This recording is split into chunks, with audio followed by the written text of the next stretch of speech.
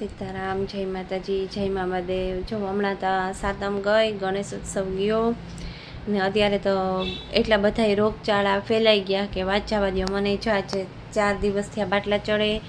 Hospital બધા private હોસ્પિટल फूल है, सरकारी હોસ્પિટલ फूल है। तो બધા ધ્યાન રાખજો, કેર કરજો। અત્યારે બહુ બધા વાયરલ ઇન્ફેક્શન હાલે है।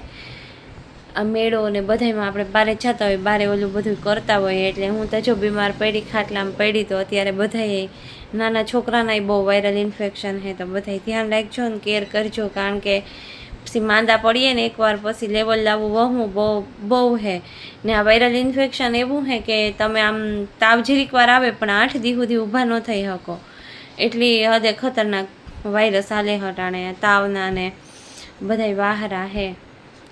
તો બને ત્યાં સુધી બાર ઓછા નીકળજો, બહારના ડૂસા ઓછા ખાજો।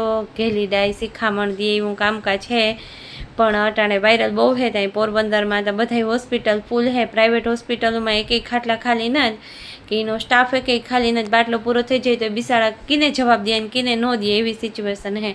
અમે તો જો 3 દી થયા ને એક દી હોસ્પિટલમાં દાખલ રહ્યા ને પછી ઘેર આવતા રહ્યા ને, એવતા ઘેરથી જ બાટલા ચડાવીએ। એ લોકોએ બધું લખી દીધું એટલે ઠીક, કે અમારા અહીં બાજુમાં રહીએ એટલે ફેસિલિટી છે કે ઘેર બાટલા ચડી જાય। બીજા તો જો ગામડે રહેતા હોય ને દૂર રહેતા હોય તો બિચારાને એ તકલીફ થાય। તો બધાય ધ્યાન રાખજો, સેફ રહીજો, બને ત્યાં સુધી બારે ઓછા રખડજો ને બહારનું ઓછું ખાજો તો વાંધો ન આવે। હું તમારી માથે વીતી એટલે ભાષણ દા, વળી કોઈ પાસે એવી કમેન્ટ ન કરતા કે તમે આમ ને તમે તેમને બીજાને સલાહ દેવા નીકળ્યા। મારી માથે વીતી ને એટલે જ હું આ વિડીયો બનાવવાને કાં બધીને